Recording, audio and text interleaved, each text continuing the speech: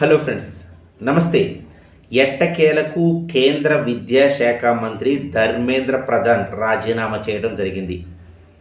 టోటల్గా మనం చెప్పాలంటే నీట్ ప్రశ్నాపత్రం లీకేజ్పై పలు అనుమానాలకు దారితీస్తూ మెయిన్ విద్యాశాఖ మినిస్టర్ అయినటువంటి ధర్మేంద్ర ప్రధాన్ రాజీనామా చేయాలని చెప్పేసి గత కొంతకాలంగా స్టూడెంట్స్ మొత్తం కూడా ఢిల్లీలో జంతర్ మంతర్ వద్ద మరి ధర్నాలు చేయటం, తర్వాత వాళ్ళ యొక్క బాధను వ్యక్తపరుచుకోవటం చూస్తూనే ఉన్నాం.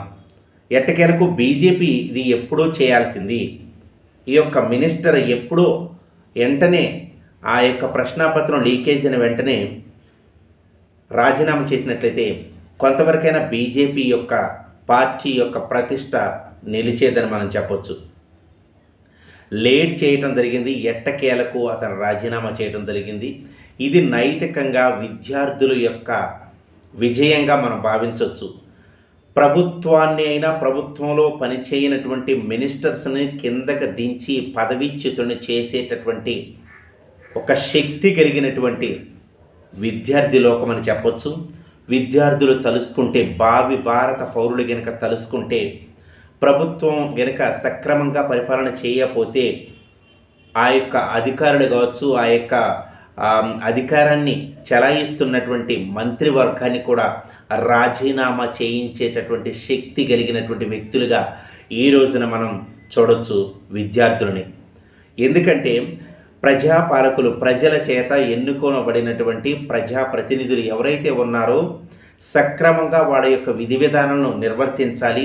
సక్రమంగా వాళ్ళ యొక్క అధికారాలని దుర్వినియోగం చేయకుండా ప్రజల కోసం పాటుపడుతూ సక్రమంగా సుపరిపాలన అందిస్తే వాళ్ళు స్థిరస్థాయిగా 5 సంవత్సరాలు కూడా విజయవంతంగా మరి వాళ్ళ అధికారాన్ని చలాయిస్తూ హ్యాపీగా వాళ్ళ యొక్క ప్రజల యొక్క పాలన, మన సుస్థిర పాలన అందించిన వాడుగా కీర్తి ప్రతిష్టలు పొందుతారంటలో ఎంతమాత్రం అతిశయోక్తి లేదు. ఎప్పుడైతే అహంకార ధోరణితో వాళ్ళ యొక్క అధికారాన్ని విస్మరించి స్వలాభాపేక్ష కోసం కనుక పరిపాలన చేస్తే చూస్తూ ప్రజలు ఊరుకోరు అని ఉదాహరణ మాత్రం ఇది మనం తీసుకోవచ్చు. విద్యార్థులు తలుసుకుంటే, భావి భారత పౌరులు తలుసుకుంటే అధికారం చలాయిస్తున్నటువంటి పార్టీ ఏదైనా కావచ్చు ఒక్కసారిగా కుప్పగూలేటటువంటి అవకాశాలు ఉన్నాయని చెప్పేసి ఈ యొక్క మనకి విద్యార్థులు తెలియపరిచారు. ఈ విద్యార్థులు మనకి తెలియపరిచారని చెప్పొచ్చు. అధికారం శాశ్వతం కాదు, అధికారం అనేది శాశ్వతం కాదు.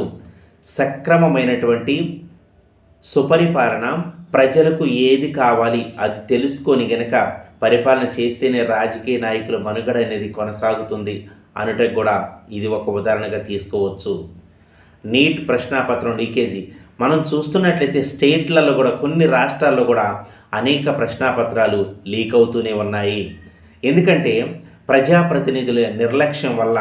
ఎందుకంటే ఎన్నో సంవత్సరాలు, 2 సంవత్సరాల నుంచి 3 సంవత్సరాల నుంచి అహర్నిశలు కష్టపడి విద్యార్థులు కష్టపడి చదువుతూ పరీక్షలు రాయాలనుకున్నటువంటి సందర్భంలోనే మరి ఆ ప్రశ్నాపత్రాలు రాజకీయ నాయకుల యొక్క నిర్లక్ష్యం వల్ల, ఆ యొక్క మంత్రిత్వ శాఖలో జరుగుతున్నటువంటి లొసుగుల వల్ల మరి ఈ పేపర్ లీకేజ్ అవుతుంటే బంగారు భవిష్యత్తు ఉన్నటువంటి విద్యార్థుల యొక్క భవిష్యత్తు అంధకారంలో పడిపోతుంది. కాబట్టి బీ కేర్ఫుల్.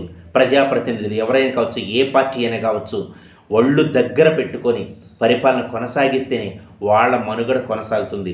లేకపోతే ధర్మేంద్ర ప్రధాన్ లెక్కనే రాజీనామా చేసి పదవీచ్యుతుడై కింద పడిపోవాల్సినటువంటి అవసరత ఏర్పడుతుంది. కాబట్టి ప్రజాప్రతినిధులారా, ప్రజల చేత, ప్రజల కొరకు పాటుపడి మీరు పరిపాలన కొనసాగించాలి. ఎవరైతే ప్రజలు మీకు ఓట్లేశారో వాళ్ళు చూస్తూ ఊరుకోరు, మీరు చేస్తున్నటువంటి అఘాయిత్యాలను చూస్తూ ఊరుకోరు అనేటటువంటి నిదర్శనంగా ఈ యొక్క రాజీనామా నిలిచిందని చెప్పొచ్చు.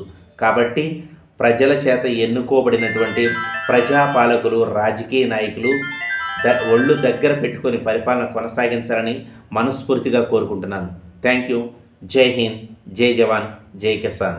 Thank you.